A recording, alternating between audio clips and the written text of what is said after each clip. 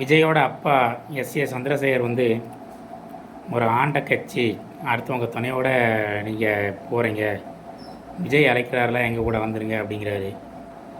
தயவுசெய்து நீங்கள் தனித்து போட்டிடுங்க. விஜய் வந்து அரசியலுக்கு வந்துட்டார். நீங்கள் தனித்து போட்டிட்டு உங்களோட பலத்தை நிரூபித்து நீங்கள் வந்து எனக்கு இவ்வளோ சதவீதம் ஓட்டு இருக்குது அப்படிங்கிறத வந்து நீங்கள் வந்து காட்டுங்க. நீங்கள் வேறு ஏதாவது ஒரு கட்சியை கூப்பிட்டா கூட சந்தோஷம், தேமுதிகாவை கூப்பிட்டா கூட ஓகே அப்படிங்கலாம்.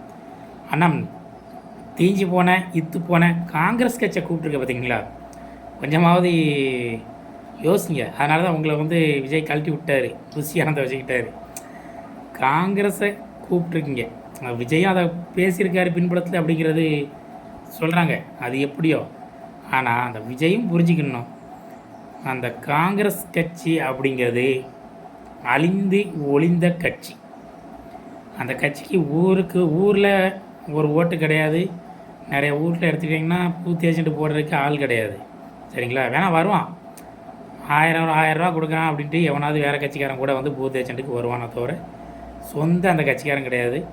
பூத் ஏஜென்ட்டுக்கு இருக்கிறவங்க கூட அந்த காங்கிரஸ் கட்சிக்கு ஓட்டு போட மாட்டான். இதுதான் நிதர்சனமான உண்மை. அந்த காங்கிரஸ் கட்சியை உங்கள் தோளில் நீங்கள் சுமந்துக்கிட்டு போகணுன்னு நினைக்காதீங்க.